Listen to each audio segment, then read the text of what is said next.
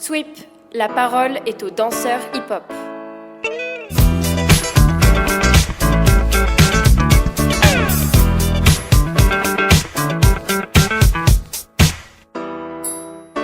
Yo Yuval, aka Yuyu pour les intimes, comment ça va?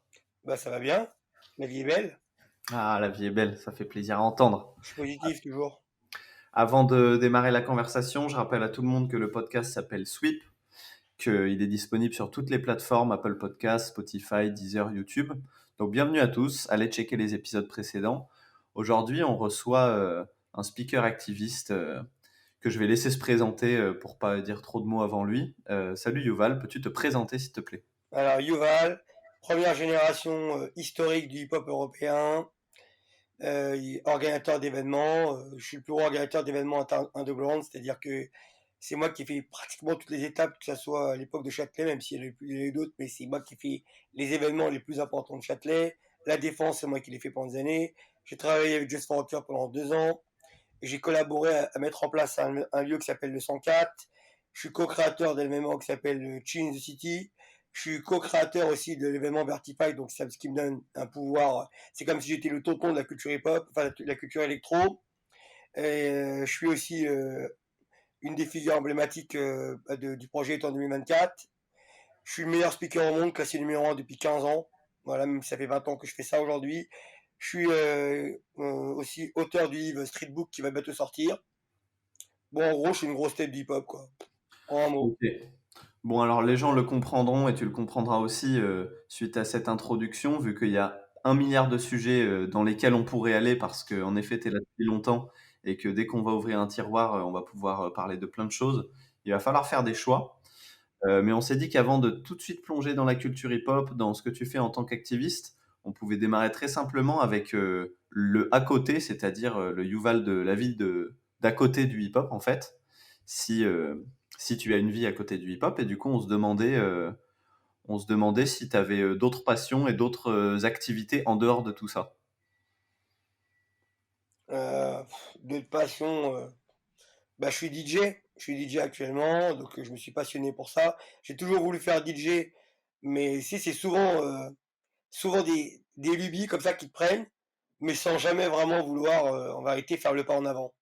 Parce que finalement, dans ma vie de tous les jours, là, je danse beaucoup, je m'entraîne énormément. Parce que j'ai une mentalité au niveau de la danse très précise.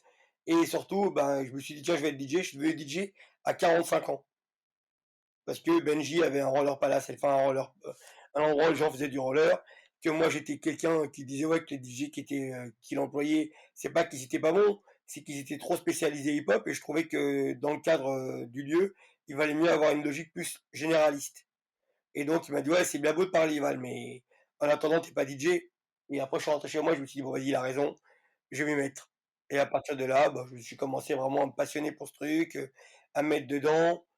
Après, je me considère pas comme un DJ, tu sais, passionnel de fou, mais c'est, on va dire, je le fais de façon récréative et ça me plaît assez bien.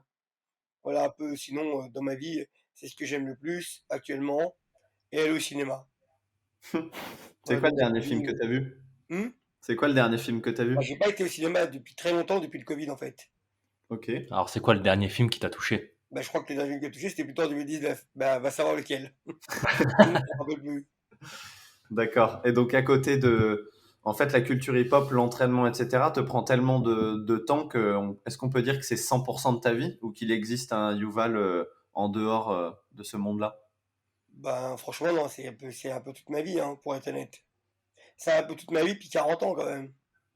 Mais ça l'est encore plus maintenant, parce que j'essaye quand même de changer un peu l'image que les jeunes ils ont par rapport aux anciens. Hmm. Tu sais, il y a toujours ce conflit intergénérationnel qui existe, parce qu'on sait toujours, avant c'était mieux, alors qu'avant c'était simplement différent. Et puis avant c'était mieux pour qui? Pour celui qui était fort. Tu vois, pas celui qui était claqué au fond de la salle, comme une espèce de pom-pom girl ou une espèce de mec qui est là et qui a vu les choses mais qui n'a pas participé. Moi, je te Hmm. parle des vrais acteurs, c'est ceux qui étaient à l'époque et pour qui avaient un nom, bah pour eux, ils vont te raconter une histoire dont je suis le héros. Mais pour celui qui était claqué, bah avant c'était bien, mais c'était pas forcément mieux pour lui. Hmm. Et puis pour celui qui était fort, il va te dire qu'avant c'était mieux parce que pour lui c'était mieux. Et le monde d'aujourd'hui, bah, il trouve plus vraiment sa place parce qu'il est plus dans le paysage. Donc il va toujours te ramener à hier. Et on est toujours dans un esprit un peu nostalgique. Ou Hmm. alors tu as l'esprit avec une maturité, puis tu fais le distinguo entre hier et aujourd'hui. Et peut-être que hier c'était bien, mais aujourd'hui c'est bien aussi. Voilà. Mais Ouais. pour ça, il faut faire la passation de génération. Et il faut pouvoir se trouver sa place parmi les générations qui vont arriver, qui eux font pas leur devoir, qui savent pas vraiment qui t'es. Donc si t'es pas actif de cette génération, bon bah à part une poignée de main et avoir un respect qui est consensuel, ils vont pas te donner plus.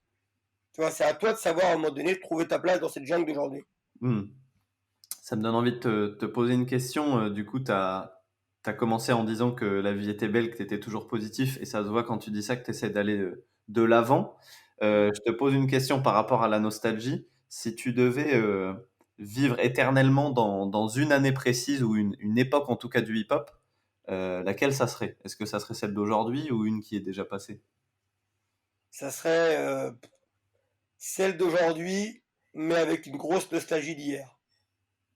Parce que moi j'ai beaucoup d'attentes par rapport à la culture hip-hop et surtout les danseurs.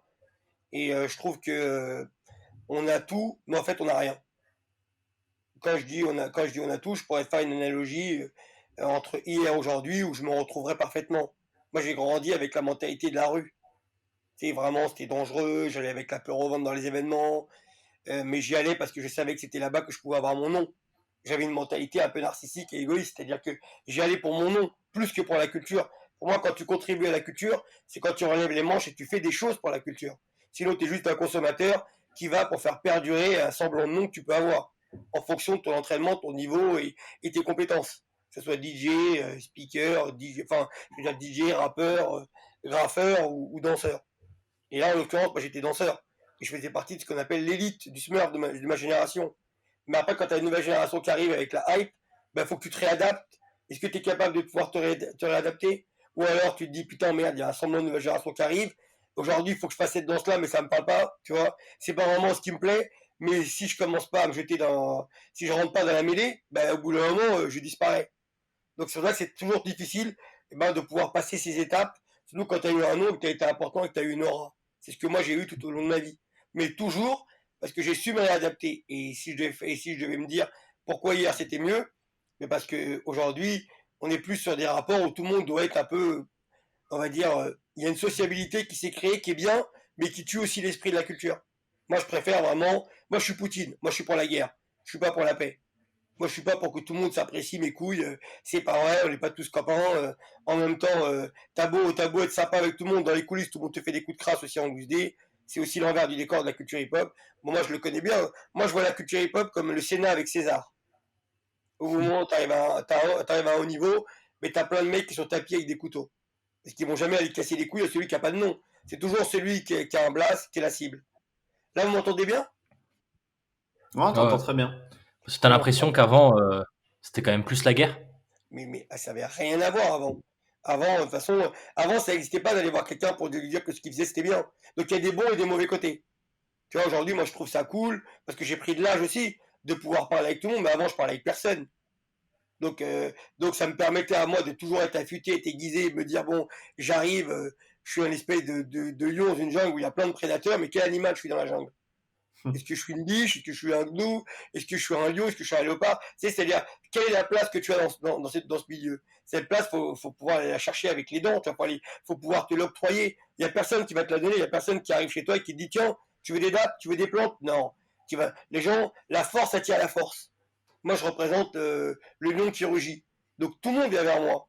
Parce que je suis fort et parce que je travaille cette force. Parce que je montre clairement que j'ai pas envie d'avoir le discours de mytho, j'aime tout le monde, la culture hip-hop c'est piste. Non, non, ça c'est un discours pour le prêt-à-porter. Moi je fais du sur-mesure, je te dis les choses très clairement. C'est une culture avec une mentalité de fils de pute, faut dire les choses comme elles sont. Des fois t'as des gens qui sont cool, des fois t'as des ordures, et des fois les gens qui sont cool, ils sont plus ordures que les ordures que t'avais précédemment, tu vois, en termes de focus, tu dis c'est eux les méchants. Mais en fait c'est pas toujours eux les méchants.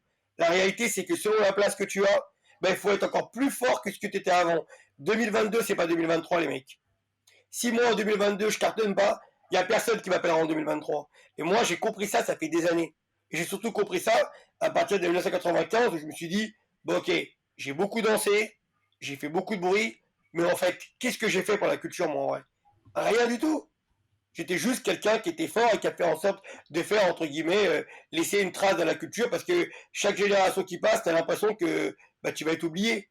Parce qu'il n'y a pas de raison qu'ils fassent leur devoir de mémoire vis-à-vis de toi. Ils ont peut-être leur grand, ou alors ils écrivent leur histoire et pas la tienne. Et toi, tu aimerais qu'ils se souviennent de la tienne. Mais ils se souviennent seulement de la tienne si toi, tu es au cœur de ce qui se passe pour eux. Donc c'est pour ça qu'il faut toujours créer des choses. Alors maintenant, ce qui est bien dans la culture hip-hop, c'est qu'il y a une alternative. Tu n'es pas obligé de continuer à danser. Tu peux, au moment donné, négocier de nouvelles compétences parce que tu as un carquois avec des flèches. Quelle est la flèche que tu vas pouvoir sortir? Et donc à ce moment-là, bah, tu te dis, bah, en fait, quand tu as commencé à la culture hip-hop, il y avait quoi? Tu avais plusieurs options. Tu pouvais être rappeur, graffeur, beatboxer, danseur, DJ. Voilà, tu avais toutes ces options. Et tu pouvais tout faire en même temps. Sauf qu'à un moment donné, on a segmenté la culture hip-hop. Et puis à un moment donné, les graffeurs étaient les graffeurs, les DJ étaient les DJ. Tu vois, ça a pris du temps, mais chacun s'est trouvé. Et même dans la danse, celui qui dansait debout, dansait debout. Celui qui braquait, il braquait. Même si c'est vrai qu'à l'époque, les gens mélangeaient tout. On n'avait pas la connaissance. On n'avait pas le lexique, on n'avait pas le vocabulaire, on n'avait pas le knowledge, comme on pourrait le dire, tu vois. Donc on faisait avec ce qu'on avait, c'est-à-dire le peu d'infos. Un mec qui avait une info, c'était genre mon précieux à l'époque. Et personne partageait. C'est comme l'époque des cassettes vidéo. Bah, quand à l'époque je voulais voir le film Biscuit, il fallait que j'aille chez la personne qui a le film Biscuit et je le regardais avec ses parents dans son salon.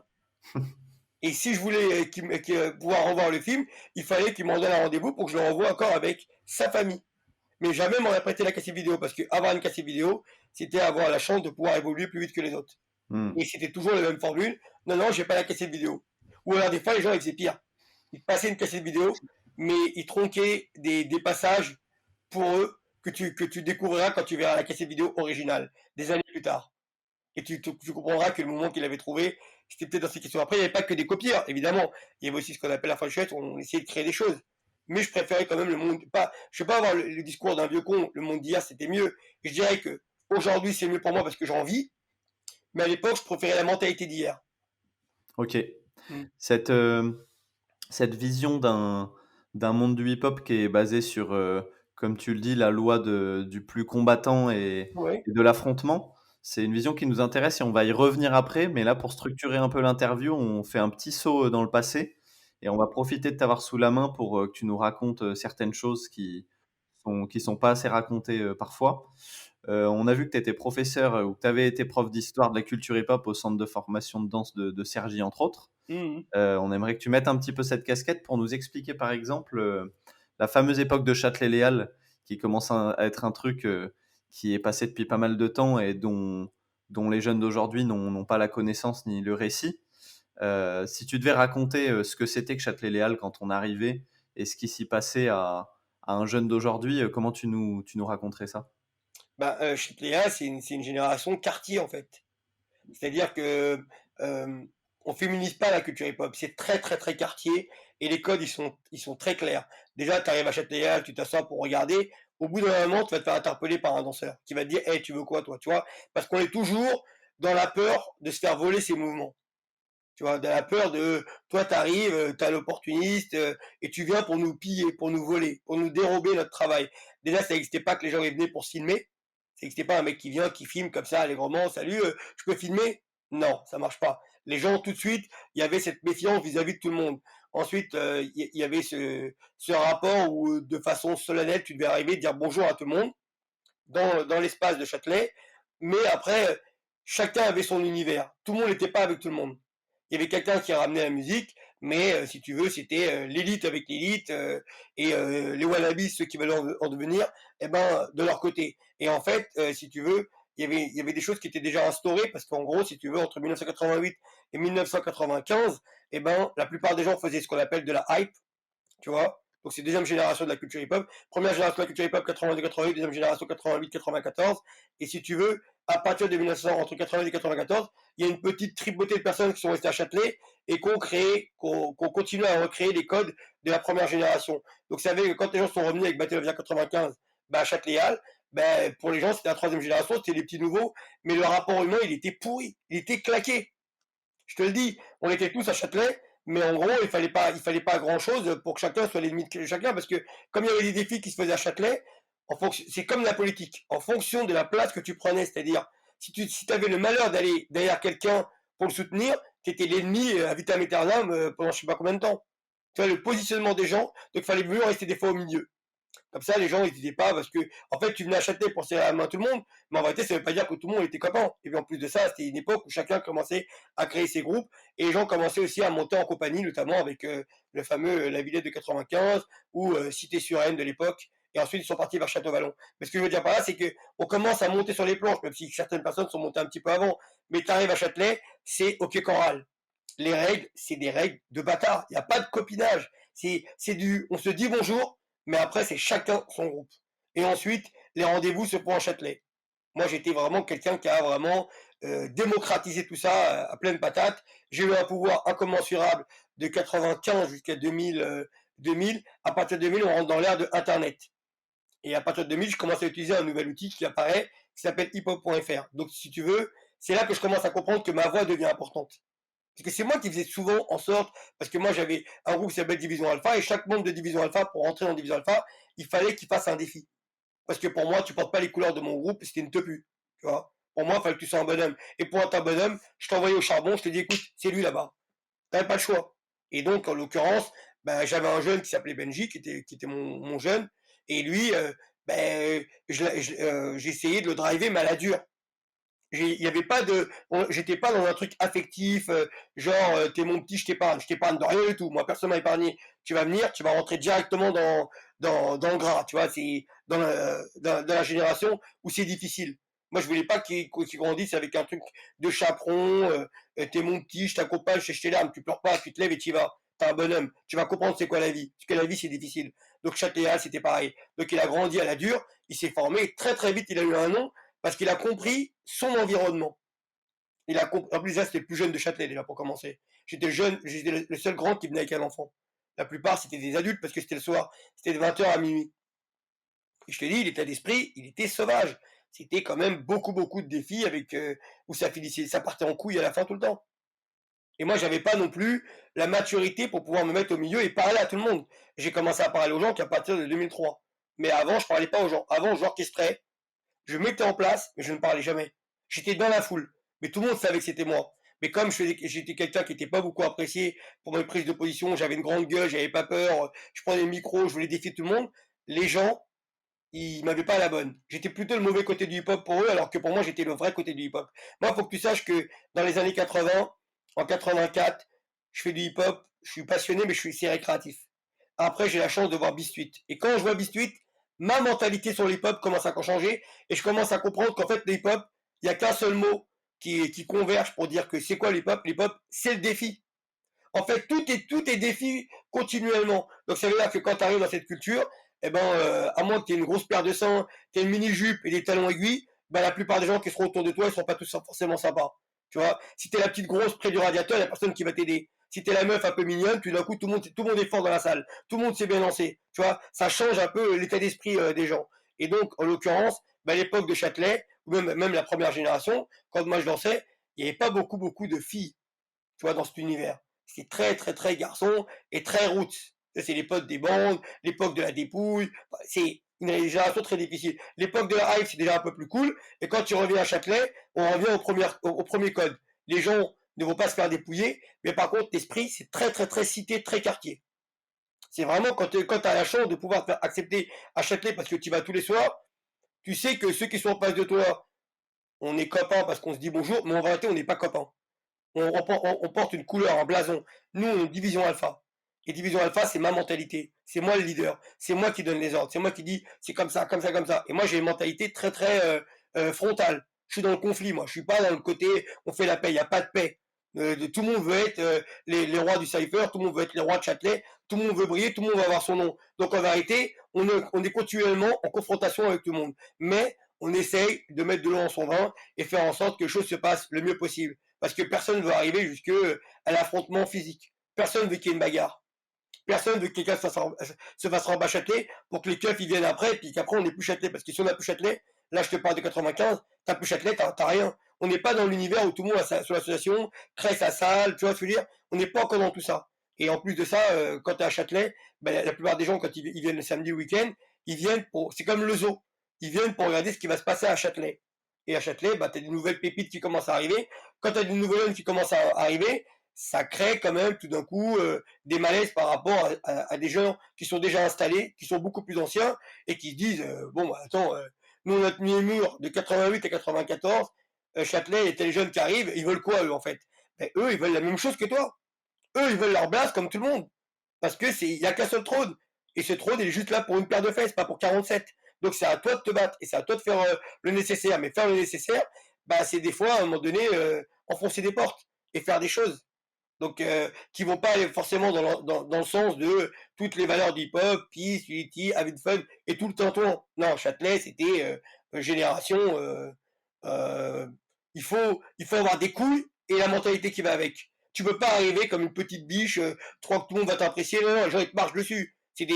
La plupart des gens qui étaient là-bas, c'était des chars d'assaut. Ils sont là pour avancer, ils ont rien à foutre de toi. Mais ça te forge, tu vois, ça te construit, ça te donne une mentalité. C'est pour ça qu'après j'ai réussi toutes les du 1000%. C'est parce que c'est Châtelet qui m'a construit. J'avais déjà la mentalité de la première génération, mais avec Châtelet, je me suis dit, bon ok, j'ai compris, c'est pas l'époque des yéyés, on est copains, mais c'est en surface. En vérité, chacun avance pour, non pas pour sa personne, mais pour son groupe.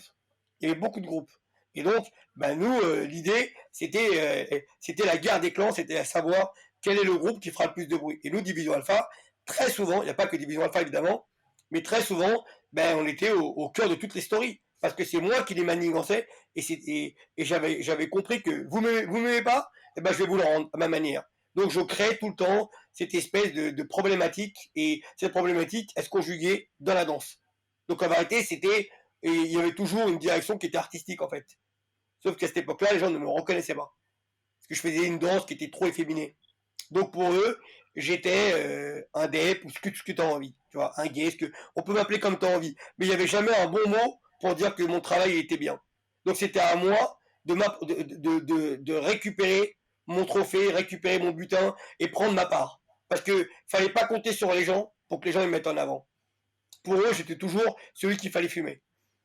Je t'écoute. T'as dit que tu faisais une danse trop efféminée. C'était quoi Mm. tes inspirations? Qu'est-ce qui faisait que tu avais une danse trop efféminée? Bah, c'est le voguing.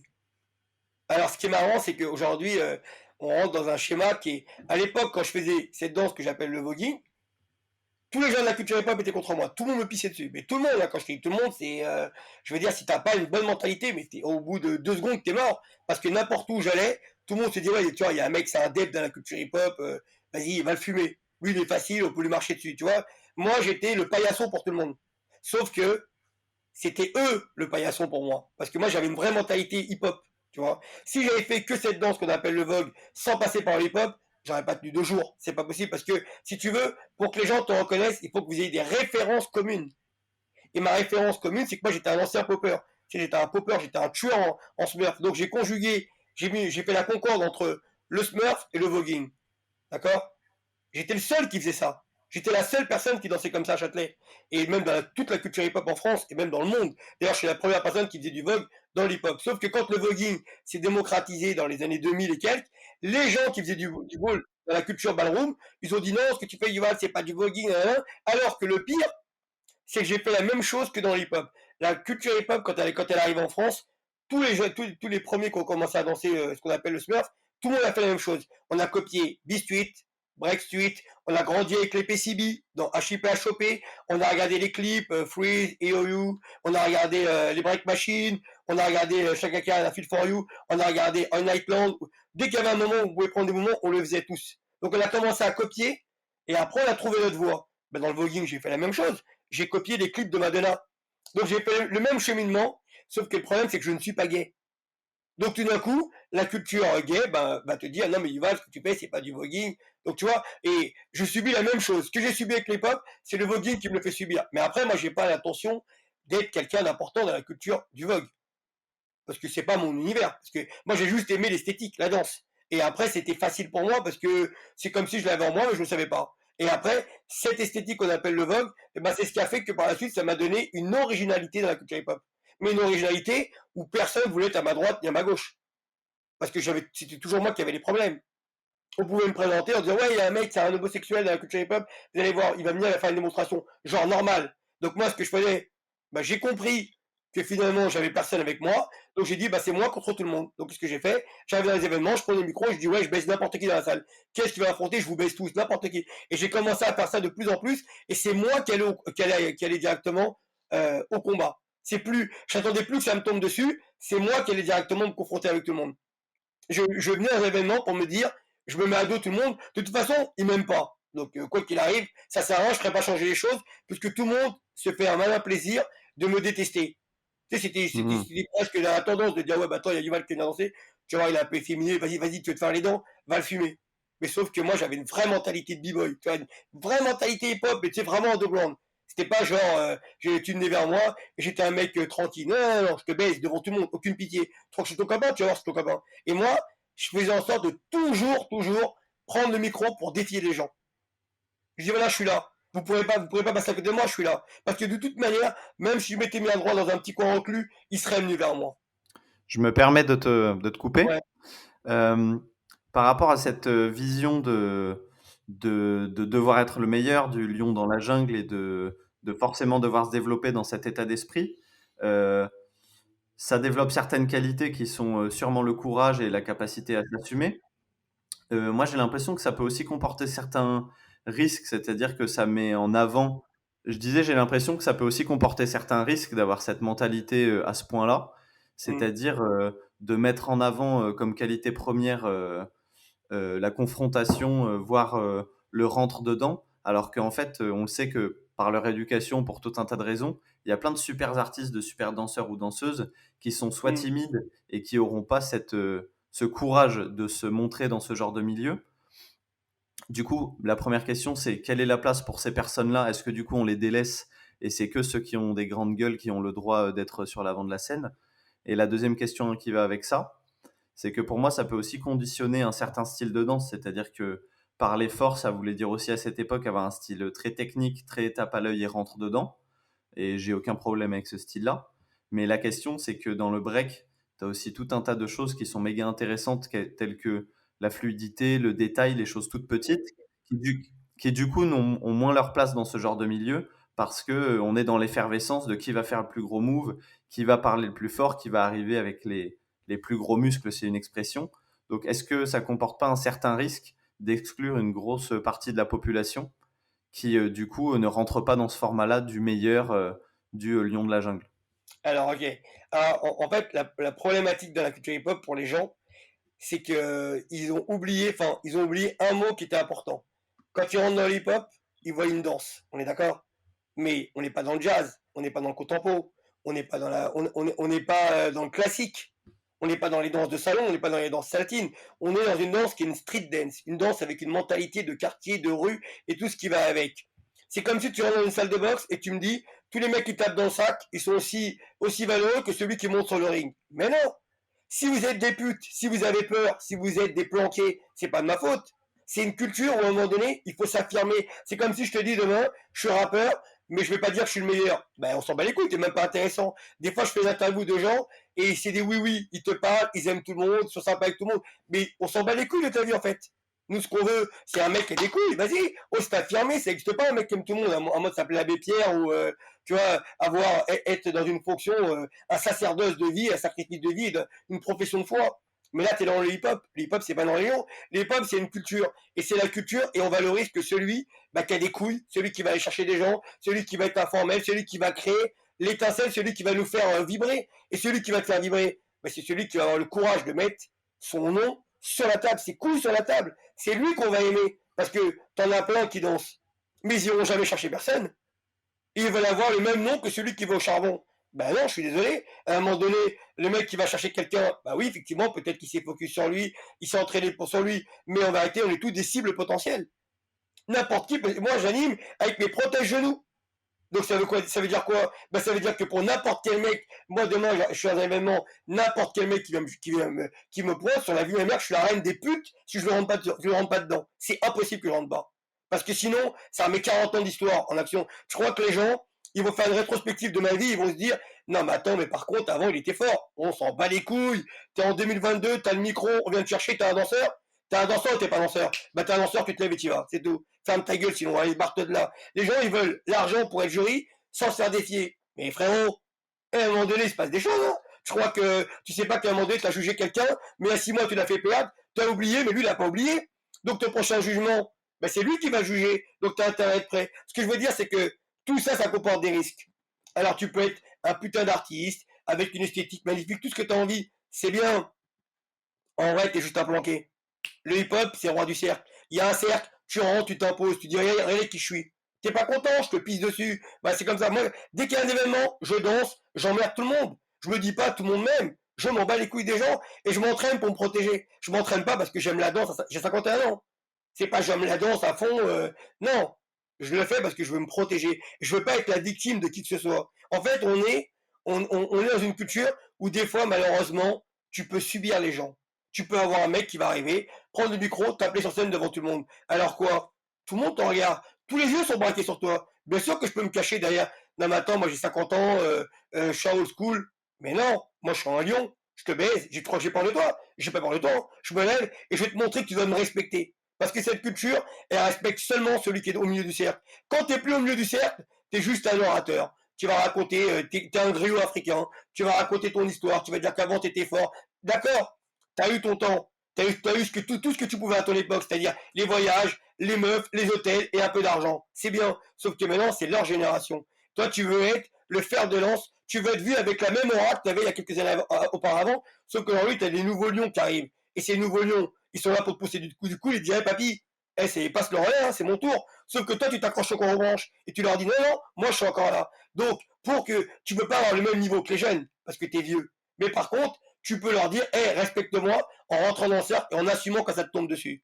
Parce que quand tu es au pied du mur, c'est là que les gens ils te jugent. Si tu fais une esthétique, comme tu dis si bien, c'est-à-dire qu'à un moment donné, tu fais d'autres propositions, oui, c'est bien pour tout ce qui est spectacle, contempo, hip-hop. Donc tu montes sur les grandes scènes, tu gagnes ta vie. Mais ne me dis pas que tu as un b-boy. Le b-boy, il va traquer, il va pister, il va te débusquer, il vient te chercher, et puis il va écrire son histoire. C'est nous ce qu'on aime, c'est les héros de la street. Quand tu parles de toute l'histoire de la France, mais il y a les moments les plus forts, c'est les moments où tu as eu un mec sur un battle, personne s'y attendait, qui t'a pris à contre-pied, qui a pris le micro, qui t'a appelé, hey, toi, au troisième rang, descends ici. Et là, tout d'un coup, tu es là, tu vibres, tu as les poils qui s'érissent, tu vis le moment, tu dis, putain, j'y étais. Tu vois, mais après, il faut une équivalence. Une équivalence, ça veut dire un nom contre un nom. Il faut que les deux, ils aient quelque chose à perdre. Si tu as un mec que personne connaît qui va chercher une tête, l'autre, il va se dérober, et tout le monde dira, ouais, mais ça se fait pas d'aller chercher, tu vois. Sauf parce que, regarde, demain, les gens, ils aiment bien parler de genre d'équivalence en disant il faut un nom contre un nom. Mais si demain il y a un cercle et deux personnes rentrent en même temps, ben, directement, ça va se créer naturellement. Et personne va dire ouais, mais lui, il a gagné tel battle. Non, on s'en bat les couilles. C'est l'esprit du cercle. Ben là, c'est la même chose. Moi, je trouve que dans la culture hip-hop, aujourd'hui, les gens, ils ont dévoyé la culture hip-hop. Ils l'ont rendu, on est des hippies. C'est même plus du hip-hop, c'est des hippies. Voilà, des beatniks, c'est des gens, faites l'amour, pas la guerre. Mais non, mais nous, ce qu'on veut, c'est la guerre. Nous, on veut des moments qui écrivent l'histoire. Je sais que vous êtes Wigan de Flower et que vous voulez avoir un état d'esprit peut-être un peu plus pacifique. Mais moi, je trouve que le hip-hop, c'est pas une culture pacifique parce que même si les gens sont pacifiques, je te jure qu'en coulisses, t'as plein de mecs qui font des coups de crasse, des mecs qui te bloquent sur les événements, des mecs qui te payent pas, des mecs qui vont dire non, non, le prends pas lui. Plein de trucs dont on parle pas et on fait croire à cette jeunesse, non, mais rentrez dans notre culture, vous allez voir ces pistes. Non, ces pistes parce que t'es accompagné par des grands qui vont dire, pas cette porte et celle-là. Donc finalement, tu t'en sors bien. Mais nous, on n'a pas eu cette chance. Donc c'est à toi d'ouvrir tes propres portes au bout d'un moment. C'est comme si demain tu sors de tes parents et tu rentres dans la vie de tous les jours. Quand tu parles de chez ta mère et ton père, bah au début tu te dis j'ai mon indépendance, mais après tu sais qu'il faut trouver un travail, faut que tu payes tes impôts. Quand tu ouvres la boîte aux lettres, tu as peur de ce qui pourrait tomber si tu n'as pas suffisamment travaillé. C'est ce que je veux dire, tu rentres dans la vraie vie.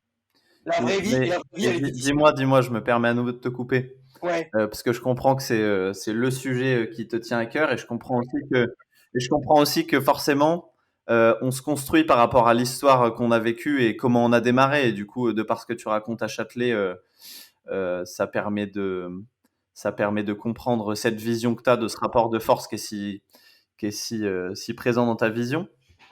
Ce que j'allais dire, c'est que en vrai, est-ce que toi, ça te fait rêver à ce point-là d'imaginer un futur où les gens sont tellement tous dans ce besoin d'être le premier que ce que chaque personne a en tête quand il entre dans un événement, c'est de juste qui va pouvoir fumer, contre qui va pouvoir se taper, et que du coup tout le monde vive constamment dans cette urgence, dans cette peur aussi, comme tu le disais, toi, tu avais la boule au ventre quand tu entrais dans les salles d'entraînement. Oui. Est-ce que c'est un futur si souhaitable que tout le monde vive dans cette agressivité-là? Bah, en fait, toi, tu vois de l'agressivité, mais moi, je vois juste l'esprit de la culture.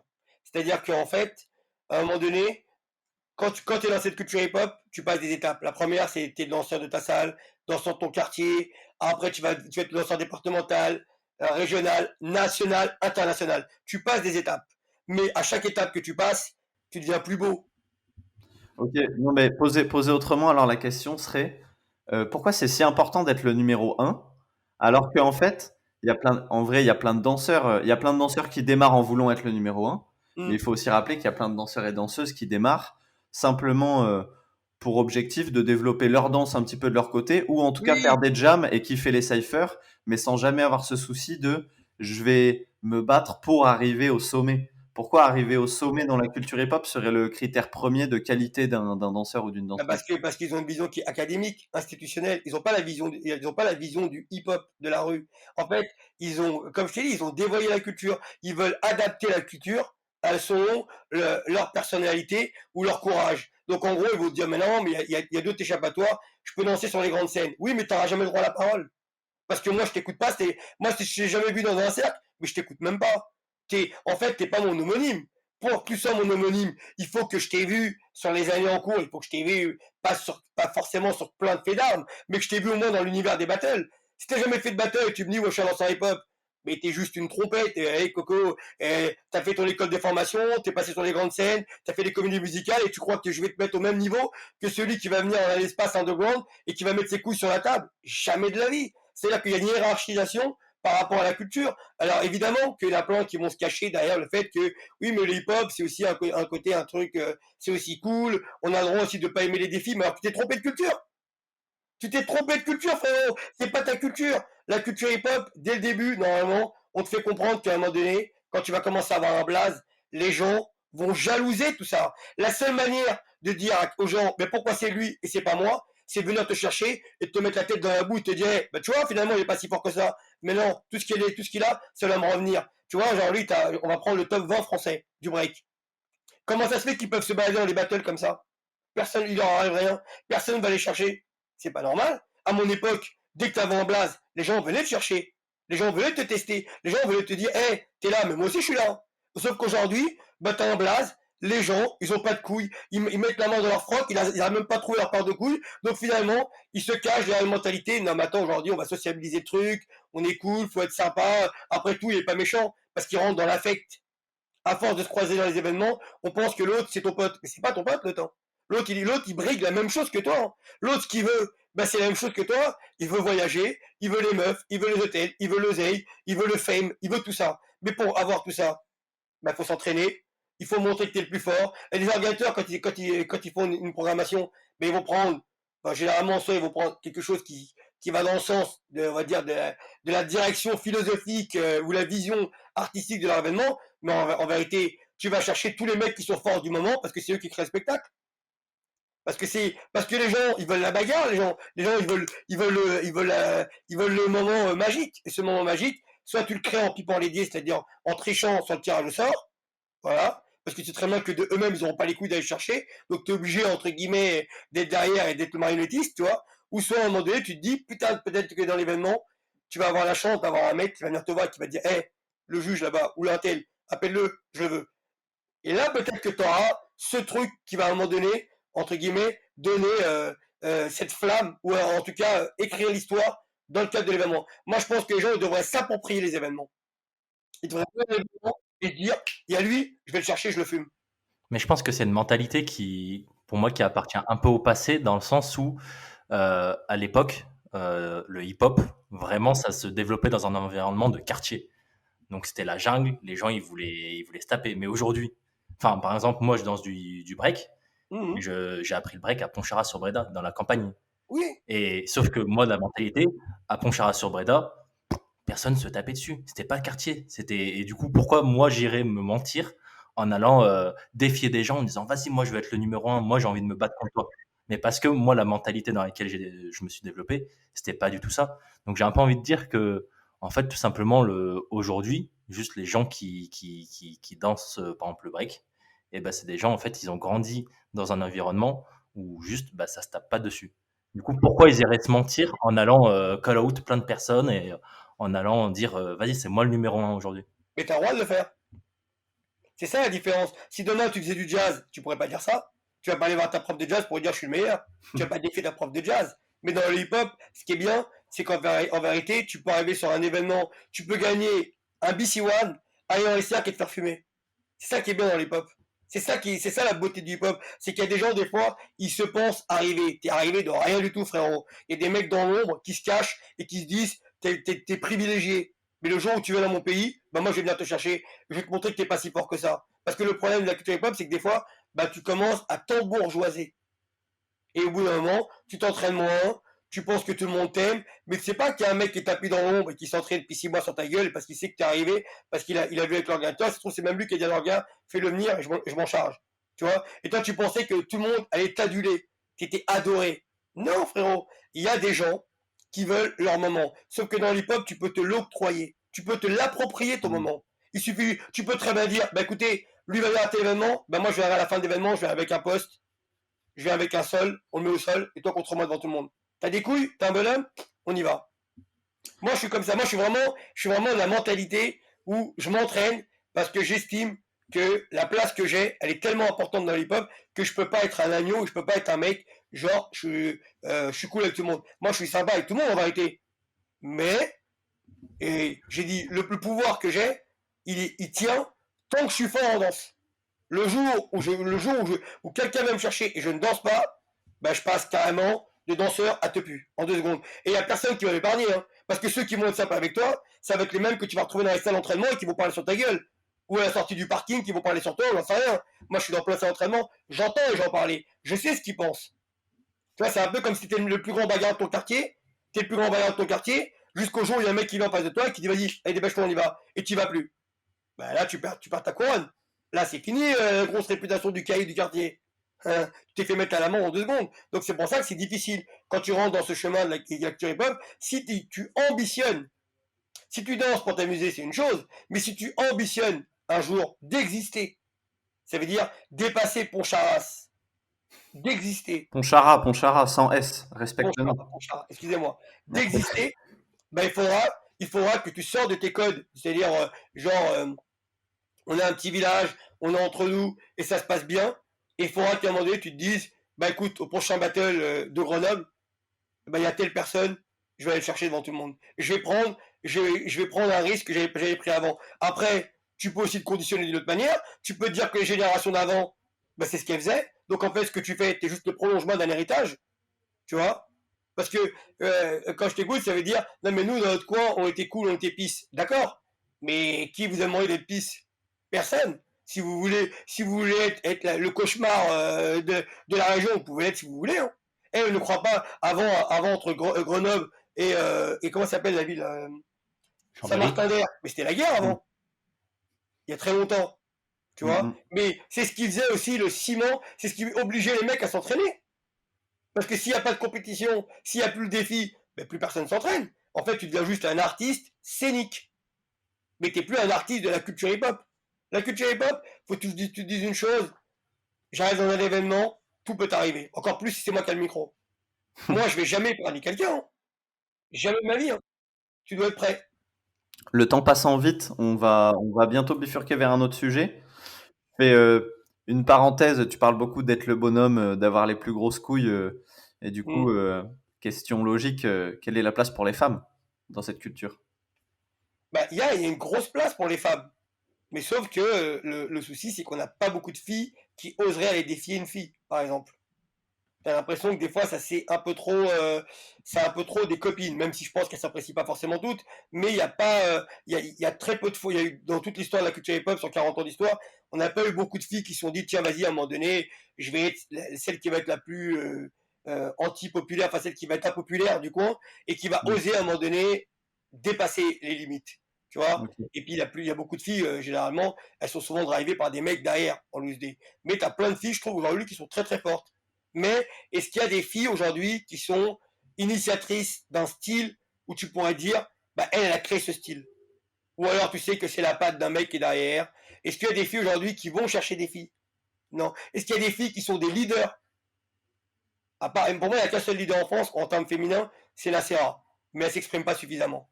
Mais c'est la seule que je trouvais qui avait une vraie mentalité. Bon, pas dans tout, hein, je la suis pas dans tout, mais quand elle parle, il y a une ferveur chez elle, il y a un truc, elle est, t'y crois, tu te dis, je veux la suivre. Et on n'a pas beaucoup de leaders au féminin. Les leaders, pour moi, c'est ceux qui vont donner des pistes à suivre pour la nouvelle génération. Ceux qui vont parler, ou alors ça va être la meuf qui, à un moment donné, qui va emboîter le pas, qui va dire, bon, vas-y, on est tous des petites filles un peu sympas. Allez, moi, Jean-Luc, je vais être la vilaine sorcière ou je vais montrer un autre côté, une autre version de la culture hip-hop. Sauf qu'elles ont peur d'avoir une mauvaise image. Tu vois? Parce que c'est toujours ça qui prime, c'est l'image. En fait, tu fais un acte, mais après, c'est quoi les conséquences de ton acte? Et la plupart, ben, elles sont bien vues parce qu'elles dépassent pas les lignes. Tu vois, elles sont gentilles, elles sont mignonnes, elles sont sympas. Tu as même l'impression très souvent que nous-mêmes, on est hypocrite avec elles comme c'est pas permis. T'as beaucoup de gens qui veulent parler de la femme, mais tu as combien d'organisateurs qui, quelque part, organisent des événements que pour les big girls? Tu vois, que pour les filles. Très rarement. Et attends, et j'ai pas fini. Et c'est pire que ça. Ça va plus loin que ça. C'est qu'on se ment à nous-mêmes. T'as une big girl qui vient demain, elle fait une coupole, tu vas l'applaudir. Putain, chambé. Mais cocotte, mais t'es une merde. Ça fait 40 ans que la coupole, elle existe depuis 84. La coupole, quand elle est sortie, nous, en tant qu'hommes et toi, en tant que femme, tout le monde l'a vu. C'était pas juste exclusivement pour les garçons. Tout le monde l'a vu au même moment. Mais toi, 40 ans après, t'arrives à faire la coupole, on devrait t'applaudir. Non. C'est parce que en fait, au lieu de les aider, au lieu de les bousculer, au lieu de les pousser, eh ben, on les ramène à ce côté féminin. Bon, quand t'es une fille, eh ben, tu feras des petits trucs avec un footwork, à la fin un baby freeze, eh ben, c'est bien.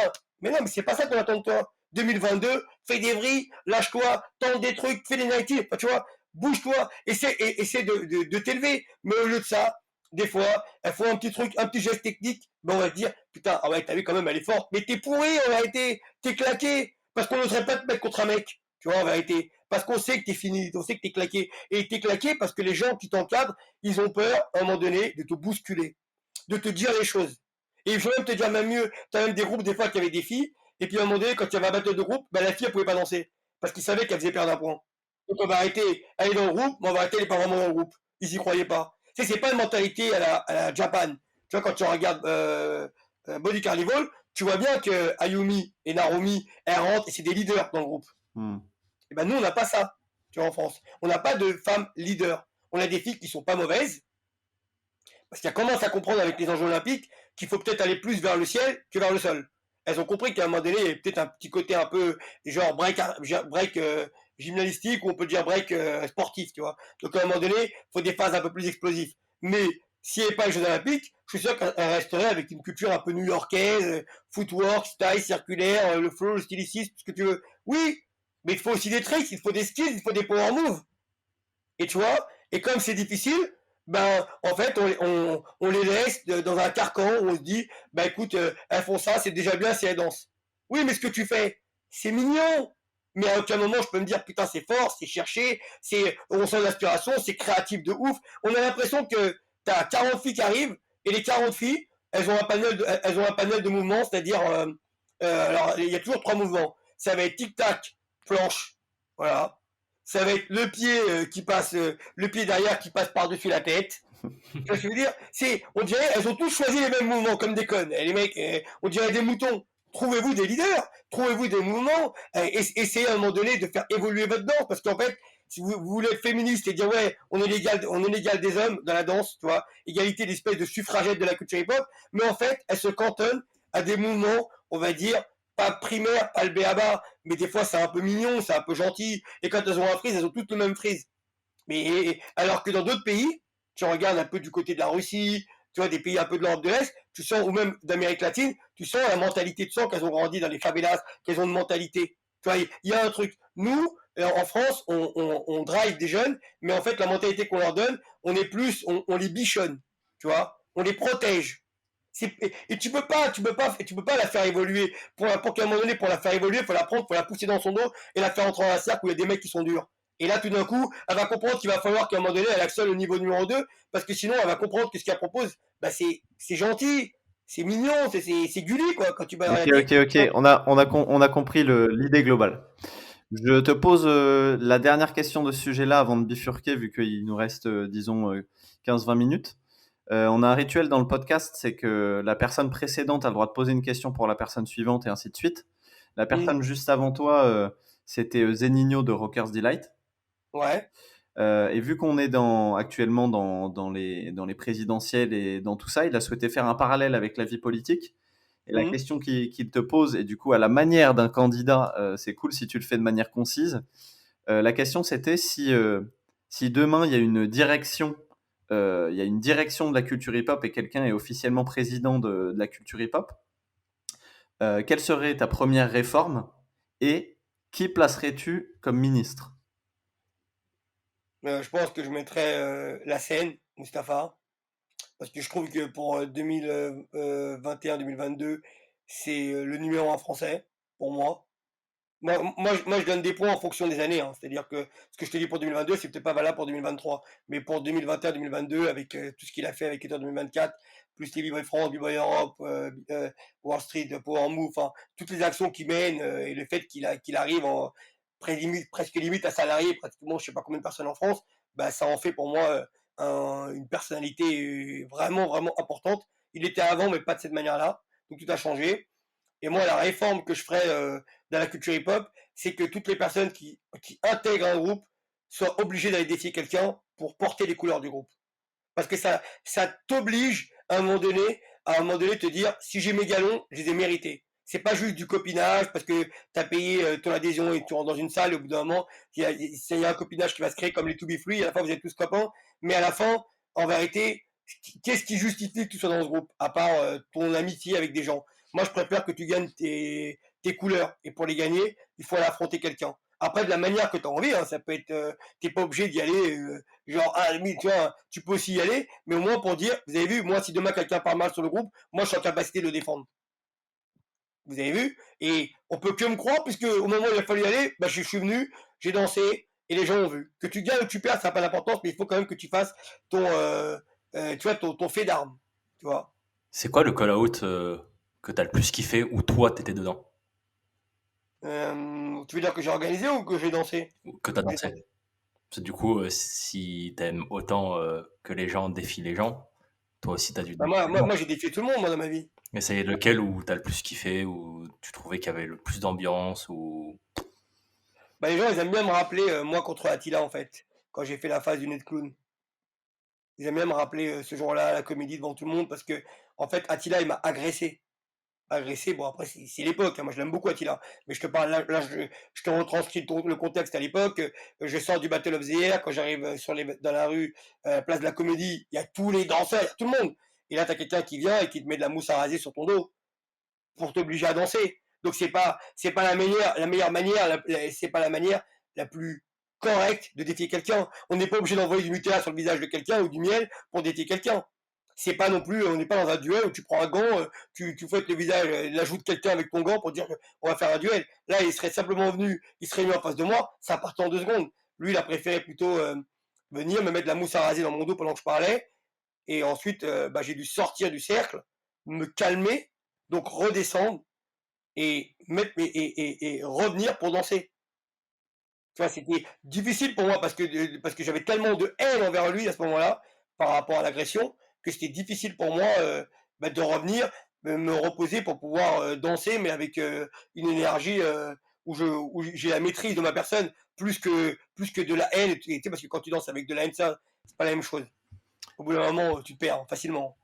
La dernière fois, on a organisé un battle avec Nextape, et Ouais. il y a un moment où il y a eu un petit fight dans les cercles entre deux jeunes. Pour toi, c'est quoi la meilleure manière de call out quelqu'un? Comment on en vient, comment on va vers la personne et on call out la personne? Bah, en fait, moi je pense qu'à partir du moment où tu vas chercher quelqu'un, il y a pas de bonne manière et pas de mauvaise. Parce que celui qui récupère l'information, il sera jamais au meilleur de lui-même. C'est-à-dire que il le sait pas, lui. Donc en fait, il est pris sur le fait et tout d'un coup, ça remet en question toute la dimension de ce qu'il est. Donc en gros, eh ben, c'est comme si tout va bien pour toi et puis à un moment donné, il y a un mec qui va te chercher et là, tous les yeux sont braqués sur toi. Parce que c'est toi qui vas conditionner tout ce qui va se passer. C'est Si tu acceptes, tu es tout de suite respecté par tout le monde. Si tu n'acceptes pas, tout le monde te pisse dessus. Voilà, donc c'est très très difficile. En même temps, toi, t'as pas envie d'y aller parce qu'en vérité, tu t'es pas venu. En fait, tu crées le spectacle, tu viens pour faire partie d'un spectacle, mais tu deviens le spectacle malgré toi. Et donc, en fait, celui qui va venir te chercher, il peut te le dire avec le plus grand respect du monde, sauf que le problème, c'est qu'il t'a pris en otage devant tout le monde. Donc, il n'y a pas de bonne ou de mauvaise manière. Et s'il le vient et il est trop sympa, bah, en fait, il se ment à lui-même. Parce qu'en vérité, sa mission première, c'est de te détruire devant tout le monde. Donc ça sert à rien de venir et faire le mytho. Non, mais écoute, c'est cool, c'est un échange. Mais non, mais barre-toi de là. Si pour faire un échange, on s'en bat les couilles. Nous, ce qu'on veut, c'est un mec avec de la conviction, qui vient et qui assume toutes les conséquences que ça peut engendrer. C'est-à-dire, évidemment, la mauvaise image, parce que des fois, tu vas aller chercher quelqu'un que tout le monde aime beaucoup. Donc tout d'un coup, ben, c'est un danseur, mais tout d'un coup, il est plus évalué à son statut de danseur. C'est plutôt, non, mais attends, lui, c'est un mec sympa. Tiens, on le ramène à sa vie en tant qu'homme. Non, mais lui, c'est un mec sympa, il a jamais fait chier personne, que vous allez le défier. Mais on va le défier parce que c'est un blaze. Et qu'en tant que blaze, il doit être prêt. Donc toi, si tu arrives et tu vas le chercher, ben, si tu commences à rentrer par le petit coin de la lorgnette qui fait, non, mais attends, moi, j'ai beaucoup de respect pour toi, je voudrais te défier. Mais en vérité, aller défier quelqu'un, c'est pas une forme de respect. Tu sais très bien que quand tu vas le défier, c'est pas pour passer pour un con en face de lui, c'est pour lui dire, hé frérot, je suis là, et en plus de ça, je suis plus fort que toi. Donc si tu vas pour faire un truc cool, bah fais-le pas devant tout le monde, fais-le dans un coin, dans un échange, fais dans le fond de la salle, personne te voit et c'est cool. Sauf que le problème aujourd'hui, c'est qu'on théâtralise. Et à partir du moment où tu as du public, tu as le micro, où tu le fais sur le devant de la scène, ne me dis pas que tu es là avec du respect, c'est pas possible. Parce que l'autre en face de toi, il a pas une danse en face de toi, lui. Hein. Lui, il a envie d'être tranquille. Hein. Tu sais, quand tu es juge dans un battle et que tu es payé, tu fais ta démo, une fois que tu as fait ta démo, ta participation de danseur, tu l'as faite. Hein. T'as pas envie de te dire qu'à un moment donné, faut que tu te lèves en plus et qu'à un moment donné, tu te retrouves pris à partie par quelqu'un qui est venu te chercher. Alors évidemment, des fois, tu te dis putain, mais j'avais pas prévu ça. Tu viens pas dans l'événement en te disant que tu vas être le spectacle et le clou du spectacle de l'événement. Tu dis, tu fais participer à l'événement. Si tu es danseur, tu participes à ta qualification, tu es focus compétition, mais tu n'es pas focus b-boy. Et c'est ça la différence aujourd'hui qui entre les danseurs, c'est qu'aujourd'hui les gens viennent, ils sont compétiteurs, ils vont se mettre dans un coin, ils vont s'étirer tout le cinéma. Et quand il y a un cercle, ben les gens vont entrer dans le cercle, s'ils ratent un passage, c'est pas grave. Alors qu'avant, non. Avant, quand tu rentrais dans le cercle, c'était pour dire, regardez qui je suis. Aujourd'hui, tu rentres, tu te craches, tu ressors, genre c'est cool. Mais non, tu pues la merde. Ça, tu le fais à l'entraînement, tu fais pas dans le cercle. Si tu rentres dans le cercle, c'est parce que tu es sûr de toi, c'est parce que tu veux envoyer un message à tout le monde. En fait, moi, quand je danse, et quand je rentre dans un cercle et je danse, c'est pour envoyer un message à tout le monde et dire, me cherchez pas, les mecs, je suis chaud. C'est ça que je veux leur dire à tous. C'est respectez-moi. Vous savez que je suis chaud. Voilà. Je veux pas je veux pas qu'ils me regardent en disant, mais t'as vu le vieux, il danse, c'est déjà bien qu'il danse. Non, non, non. Moi, je suis pas là pour faire pitié. Hein. Moi, je suis là pour qu'on me respecte. Et pour être respecté, faut être fort. Et pour être fort, faut s'entraîner. Sinon, je rentre pas dans le cercle. Voilà. Et comme ça, personne me voit. Et on reste dans l'hypothèse qu'il est fort, il est pas fort, on sait pas. Mais si je décide de rentrer dans le cercle, c'est pour montrer un niveau. Je serai peut-être pas le plus fort de la salle parce que j'ai 51 ans, mais en tout cas, tu vas me respecter, ça c'est sûr et certain. Et ben, dans un événement, quand un mec il vient, il va défier quelqu'un, je veux dire, personne peut dire que c'est une bonne ou une mauvaise manière, à moins de vivre l'expérience de ce moment-là. C'est-à-dire celui qui a interpellé, celui qui va choisir. Comment il le vit, lui? Est-ce qu'il se dit, oh, c'est cool, finalement c'est bien, ou alors putain, tu me casses les couilles, mais laisse pas tranquille, pourquoi tu vas me chercher à moi? Tu vois? Mais intérieurement, il va pas le dire ouvertement devant tout le monde, mais on sait pas ce qu'il pense. Et s'il gagne, c'est un bon moment pour lui, et s'il perd, c'est un très très très mauvais moment pour lui. Et puis finalement, celui qui sera parti le chercher, eh ben, ça sera lui qui aura tous les lauriers. Et ça dira aussi à celui qui s'est fait prendre 1000%, ben, que la prochaine fois, ben, fallait être prêt. Toi, tu crois que c'était la Fashion Week? Ben non, c'est un battle, frérot. Fallait faire attention, fallait venir avec tes potes genoux, fallait venir avec tes meilleurs baskets, fallait venir avec ta tenue de danseur. Moi, chaque battle où je viens, n'importe quel événement où je viens, j'ai toujours ma tenue de danseur et mes armes. Mes armes, c'est mes coups de crasse.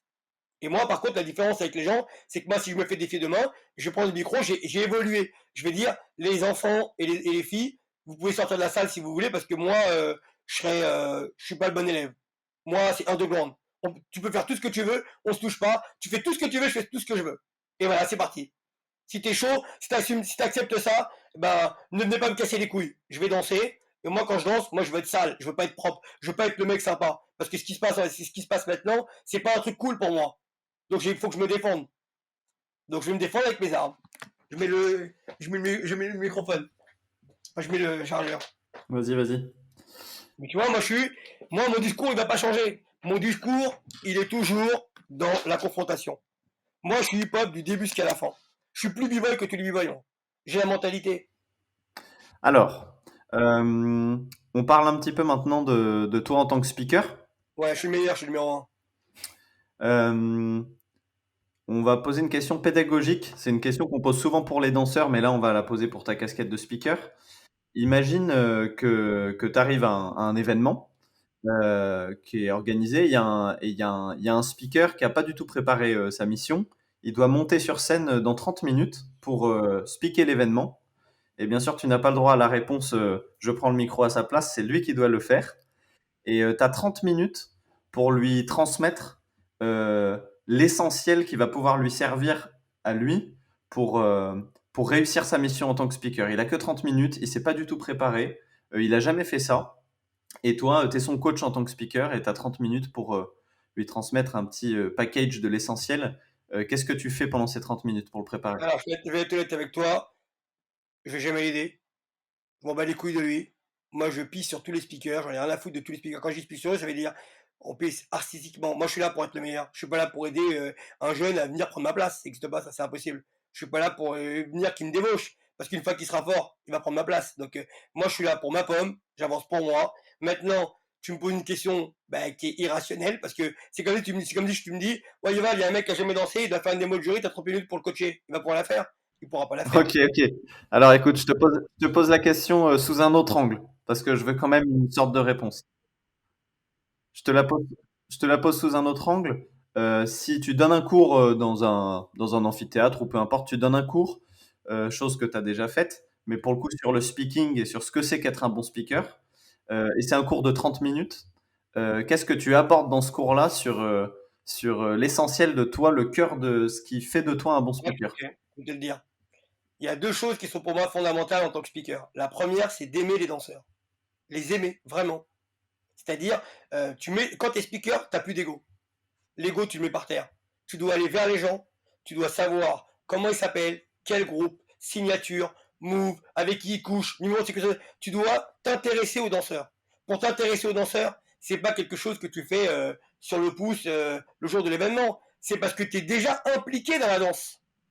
Parce que c'est peut-être que les gens que tu présentes, c'est des gens que tu détestais avant, que tu as appris à connaître malgré toi, ou des gens que tu aimais, ou finalement tu regardes l'actualité, tu vois que c'est des gens qui se démarquent dernièrement. En fait, tu dois t'intéresser vraiment à la culture.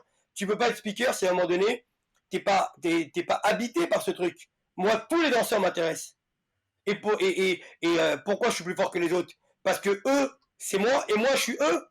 Je suis passé par tout ce dont ils sont passés, c'est-à-dire les blessures, la précarité, la remise en question, enfin, toutes les choses qui fait le danseur d'aujourd'hui. Donc je sais exactement, c'est-à-dire que quand je les présente, eh ben, j'ai pas envie de présenter des gens où j'arrive et je suis en médée, je sais pas qui est qui. Mais pour moi, c'est facile parce que ça fait 20 ans que je fais ça. Donc ça veut dire que quand j'arrive dans une salle, il y a peut-être des gens que je connais pas et je vais à ce moment-là, c'est vers eux que je vais aller. Plus les autres, je vais même pas les calculer. Les autres, je sais qui est qui. Je vois. La seule chose qu'il faut que je sache, c'est les mercatos.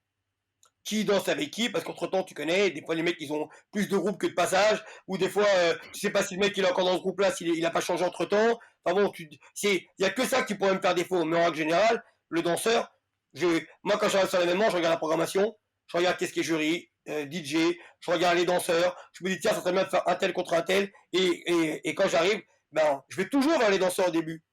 J'arrive 2-3 heures avant, je fais le tour de tout le monde parce que moi j'aime les danseurs. Tout le monde m'intéresse, tu vois. Tout le monde m'intéresse et pour moi c'est important de présenter celui qui n'est pas connu au même niveau que celui qui est connu.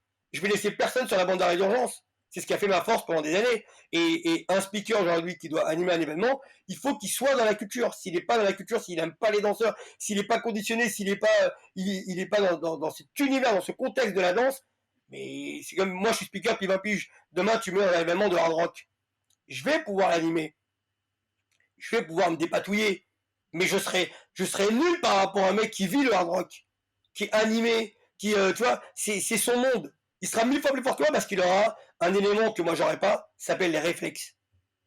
Les réflexes dus à n'importe lequel d'entre vous quand vous dansez, sur les mouvements, sur la façon de présenter, ou même des fois, j'ai peut-être pas beaucoup d'informations, mais une fois que je t'ai vu faire un premier tour, sur le deuxième, j'arrive à me faire mon idée sur ta personne, donc j'ai plus d'argumentation sur toi. J'ai plus de choses à dire sur la suite, tu vois. Mais en vrai, moi, quand j'arrive sur un événement, j'ai même pas besoin de l'organisateur. Je suis tour à tour ce que l'organisateur il marque et à la fin, et je fais toutes mes fiches. Donc j'ai plus besoin de toi. Sauf que quand je vais arriver, je vais les peaufiner sur place. Parce que moi, j'aime bien avoir un maximum d'informations sur chaque personne qui danse, plein de tags, plein de mots, plein de trucs à dire, tu vois, dans le cas où je devrais représenter. Mais les gens, il faut qu'ils aiment les danseurs. Si tu les aimes pas, tu peux pas les présenter. Moi, j'aime tous les danseurs. Enfin, je les aime, mais en même temps, quand je dis je les aime, ça veut dire, dans le cadre de mon travail, bah, j'aime tout le monde. Tout en étant prêt pour affronter n'importe qui. Tu vois, je suis pas non plus un mongol. Hein. Je sais aussi, je remets quand même le clocher au milieu du village quand même. Je suis pas fou. Gros respect à tous les Mongols quand même. Non, Dis-moi, je sais bien. Évidemment, à tous les gens qui ont un handicap, évidemment. Une image, évidemment. petite question piège du coup, parce que je trouve ça cool que tu soulignes quand même que tu aimes les danseurs, parce que si tu es si longtemps dans la culture, c'est que tu as quand même un grand amour pour le truc. Ah, grave. Euh, est-ce que tu as plus envie de fumer les danseurs ou est-ce que tu as plus d'amour pour les danseurs? Bah, à mon âge, j'ai plus d'amour pour les danseurs, mais je veux quand même être. Je veux pas qu'on se rappelle de moi comme celui qui a pas dansé. Pour moi, c'est comme si on avait effacé 40 ans de ma vie. Moi, je veux qu'on se rappelle de moi comme l'activiste, parce que speaker, je m'en bats les couilles des speakers. On va arrêter, je te parle de speaker, mais je m'en bats les couilles d'être un speaker. Je m'en fous d'être speaker. Moi, ce que je veux, c'est les gens se rappellent de moi comme un activiste, comme quelqu'un qui a aidé la jeunesse, comme quelqu'un qui a accompagné, qui a créé la scène française, qui a été leader, qui a fait partie commune de cette culture, qui a fait des choses pour cette culture. Pas juste quelqu'un qui est venu, qui a dansé, puis à un moment donné, bon, t'es payé pour un speaker, bah c'est cool. Mais tu imagines bien que maintenant, quand j'arrive dans les événements, pour moi, tous les événements se ressemblent. J'ai fait les plus grosses scènes de la planète au niveau du speaking, j'ai tout fait. Donc, au bout d'un moment, bah, c'est qu'une scène de plus pour moi, tu vois. Mais l'enjeu, c'est toujours d'être le meilleur, c'est-à-dire de faire une prestation qui soit de la plus haute qualité. Moi, je veux vraiment, quand j'arrive, être le meilleur speaker. Mais ça me touche plus comme avant. Je sais que je suis plus fort que tout le monde parce que la connaissance que j'ai sur les danseurs, personne ne l'a. Ça, j'ai trop de connaissances, je suis doué, quoi. En fait, j'ai développé un don en moi, c'est-à-dire la mémoire, que j'avais pas forcément avant comme maintenant. Et surtout, quand j'arrive sur un événement, ben, je te regarde comment t'es habillé, et avec ça, je peux développer tout ce que j'ai envie. Tu vois? Que ça soit n'importe quel de vous deux, pour moi, c'est facile. Juste, je vous regarde. Et il suffit que je vous ai vu danser une fois, et après, eh ben, je peux meubler par rapport à votre façon de danser. Et si je sais pas, et que c'est genre un top 16, ben, je vais regarder vos vidéos et je m'imprègne de ce que vous faites. Et à la fin, j'ai des pistes, tu vois. Mais en fait, tout ça, moi, je le prépare en amont. Moi, je suis pas pour le freestyle. Je suis pas un mec qui a envie de freestyler pour présenter les gens. Moi, je veux être un professionnel. Quand j'arrive, je suis un professionnel. Je sais ce que j'ai à dire. Il n'y a rien qui me manque. S'il me manque une information, je vais te courir derrière pendant toute la journée pour l'obtenir. Mais je veux pas être un putain d'amateur. Et moi, je trouve que la plupart des speakers, ils sont souvent très amateurs. Ils préparent pas le terrain et ils sont forcément dans leur région. Dès que tu les délocalises et que là, c'est des plein de danseurs différents, ils sont perdus, ils ont plus leur repère. Et là, tout d'un coup, il faut vraiment fournir un vrai travail. Des fois, des gens, tu vas les trouver forts, mais c'est parce qu'ils sont dans leur, ils sont un peu dans leur habitat commun, tu vois, sur les années. Ils croisent plein tous ces danseurs sur des petites qualifications, des petits événements, donc ils sont à l'aise. Mais dès que tu les prends et tu les mets dans une autre région, ah là, c'est plus la même chanson. Et moi, je suis fort n'importe où, je suis à 4-4. Je suis doué pour n'importe où, n'importe qui. En 2 secondes, tu veux n'importe où, j'arrive, mais je prépare le terrain. Et même si je ne le prépare pas, je serai fort quand même, parce que j'ai beaucoup, beaucoup de choses en moi qui font que ça se sent naturellement. Mais moi, je préfère préparer. Donc j'écris tout le temps sur les gens. Tout le temps, tout le temps, tout le temps. Jamais tu me verras un événement sans feuille, c'est impossible. C'est ce qu'on retiendra de toi, un grand professionnel du speaking. Euh, continuer pour continuer sur le volet pédagogique, je sais que tu donnes des cours sur l'histoire du hip-hop. Ouais, Euh, je suis un fan de l'histoire. Comment tu découpes ton programme sur l'année? Parce que je crois que c'est auprès d'une formation. Mhm. C'est quoi le programme sur l'année dans les grandes lignes? Bah, en fait, si tu veux, moi, j'ai comme philosophie que les jeunes, ils aiment l'histoire, mais sans vraiment l'aimer. C'est-à-dire, ils aiment les anecdotes. Ils aiment très souvent l'histoire de leur danse. Tu break, l'histoire du break, le lock, l'histoire du lock, tu vois, plus que l'histoire en général. Donc, moi, ce que je fais, dans mon programme, je commence directement par la base. 1619, arrivée des Africains sur le sol des Amériques. La traite négrière, tu vois. Et je commence comme ça. Traite négrière, le blackface, la guerre de sécession, les droits civiques, directement après les droits civiques, je commence à passer Malcolm X, Martin Luther King, Rosa Parks, les inégalités, les lois de Jim Crow, les blancs, les noirs, le Ku Klux Klan, la formation du Ku Klux Klan et toute l'apologie de la race, tu vois, tout ce côté-là. Après, une fois que j'ai fait tout ça pour bien montrer comment les États-Unis ils ont évolué entre les blancs, les noirs et les communautés, je commence à rentrer au fur et à mesure, je me rapproche de plus en plus du Bronx, tout en parlant de l'histoire de la musique, évidemment, et de l'histoire de comment ça s'est démocratisé la musique, d'une certaine manière, tu vois. Ensuite, une fois que j'arrive dans le Bronx, Robert Mose, les gangs, toute l'histoire du break, Cool Herc, le b-boying, le rocking. Ensuite, la Zulu Nation. Ensuite, je me dépends du côté de Los Angeles, la génération Soul Train, le disco, le locking, le popping. Après, je reviens directement du côté, de New York pour expliquer le Black Rock de New York 77. Ensuite, j'arrive à l'ère du rap, même si le rap il a commencé avant, mais avec la démocratisation du rap avec Sugar Lee Gang. Ensuite, une fois que tu as fait Sugar Lee Gang, bah, tu passes directement à toute l'ère franco-américaine, c'est-à-dire Robert Zicri, Sophie Bramley, Laurence Pitou, Alain Manéval, Jacques Passadian quand il arrive. Enfin, tous ces gens qui, à un moment donné, qui ont fait en sorte qu'à un moment donné, le hip-hop, il passe de la France, il passe l'Atlantique, enfin, des États-Unis à l'Atlantique. Une fois que tu arrives à la France, hop, la génération Sydney, 82, New York City Rap Tour, et toi, et tu peux décanter toute la culture hip-hop. Mais l'idée, c'est que moi, je veux qu'ils aiment l'histoire. Et l'histoire, tu la racontes à la lueur de ce que toi tu connais. Mais par contre, tu les incites à aller chercher leur propre histoire par rapport à ce que tu leur racontes. Parce que l'histoire, c'est du révisionnisme constant. C'est-à-dire que tu vas raconter l'histoire, mais t'es pas à l'abri qu'un mec qui a 70 ans, il va te raconter une autre vision de l'histoire. Et lui, il est intéressant. Sauf que quand tu parles avec quelqu'un qui te raconte l'histoire, eh ben, l'histoire, elle est façonnée à un moment donné pour toi, parce que tu as entendu un mec te donner une anecdote, et ça converge, et lui aussi pareil, et lui, et tu as des brides de morceaux qui font que finalement tu te dis, bah putain, ça peut tenir la route, ce qui me raconte finalement, comme chacun y était, bah ça s'est passé de cette manière-là, tu vois. Mais t'es pas à l'abri qu'un mec, il arrive et il dit, non, bah écoute, pour moi, la Zulu Nation, en 73, 12 novembre 73, c'est pas passé comme ça, c'est pas Africain Batra, c'est les Black Spades qui l'ont créé, tu vois. Et tout d'un coup, ça donne une autre version de l'histoire. Et c'est ça qui est intéressant. Donc moi, je suis un passionné d'histoire parce que pendant des années, je fais partie de toute cette génération, première, deuxième génération et troisième. On a grandi dans la culture hip-hop, mais sans rien connaître en fait. On écrivait l'histoire de la France, mais on connaissait rien à l'histoire des États-Unis. Mais absolument rien. Même le mot Rocky, on ne savait même pas c'était quoi. Donc il a fallu faire nos devoirs, mais un truc de malade. Et moi, j'avais une place tellement importante dans la culture hip-hop que je pouvais pas me permettre à un moment donné, parce que les gens me posaient toujours des questions sur les histoires du 1000%.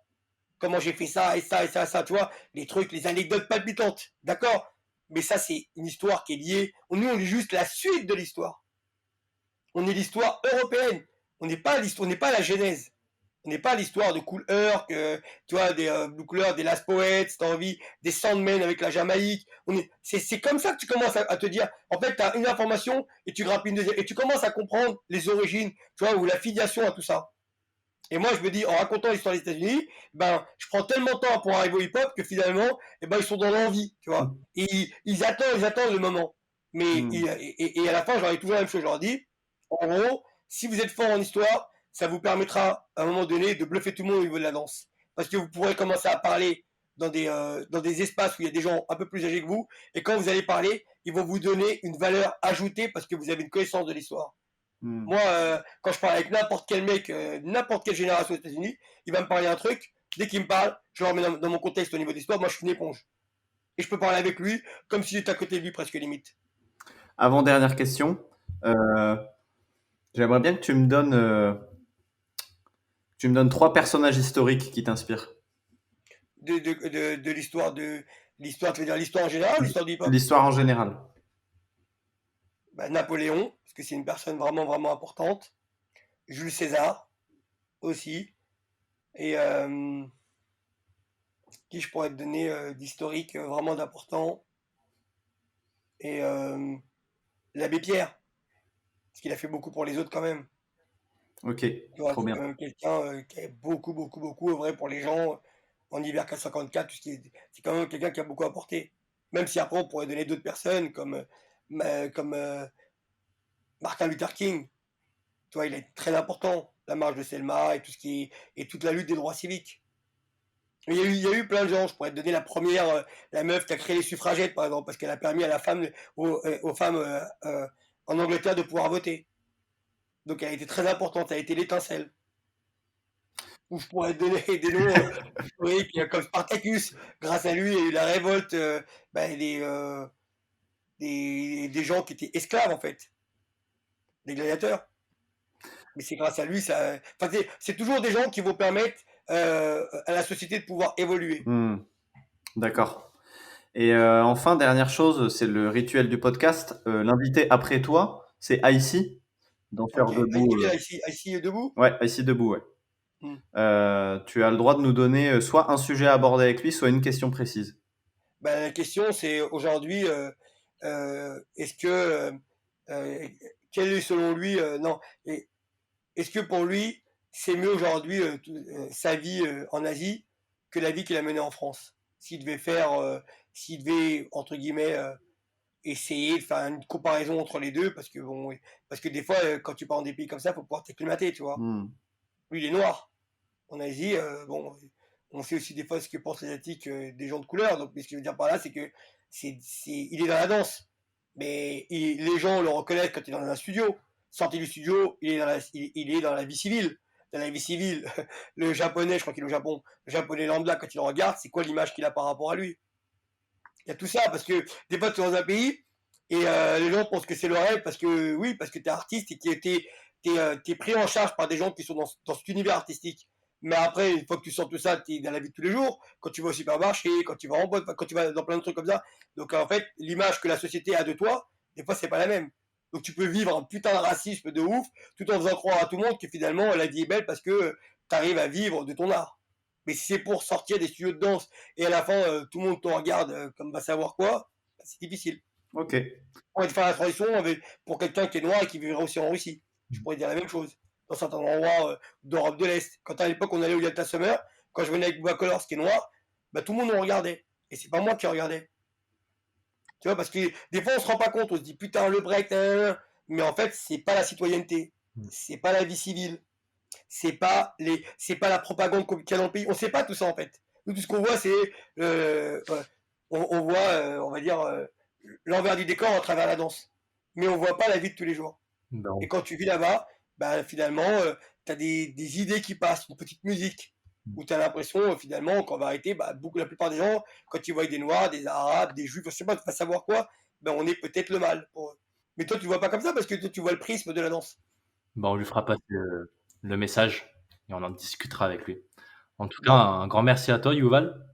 Je suis resté Yuval, t'as vu, j'ai pas transigé. Y a pas de... Et ben merci pour tout. Et puis Merci à vous, on se voit à la prochaine dans un petit event. Bah, avec plaisir. Bah cool. Merci pour l'interview. Et c'est un groupe que j'aime beaucoup, Next Step, hein, sachez-le. Arrête. Ah, ça fait... Vous avez une bonne mentalité, puis certains ont fait même de l'électro. Enfin bon, je dis ça, je dis rien. Donc, non, bah, de toute façon, vous avez une bonne image, Next Step, je vous dis la vérité. Cool. Je crois, Next Step, j'ai jamais entendu quelqu'un dire du mal sur Next Step, jamais toute ma vie. Arrête. Jamais. Tant mieux. Eh bien, écoute, prends soin de toi, à bientôt et bonne continuation. Merci à vous et force à Weekend of Flower parce que c'est un gros événement. Merci. C'est un événement que j'en attends. Les gens c'est devenu un événement indispensable pour les gens. Trop bien. C'est même un événement qui est au même rang c'est genre au niveau, parce que c'est quand même une petite mentalité bien précise. Il y a quand même des codes qui sont propres à vous par rapport à l'artistique. Ce que je veux dire par là, c'est que c'est quand même un événement que les gens attendent quand même. Respect, Ouais, man. Ça tue, merci. On dirait l'événement des Children Flowers des 70. C'est ça. Version break. Allez, ciao. Bonne journée, à plus. Merci à vous.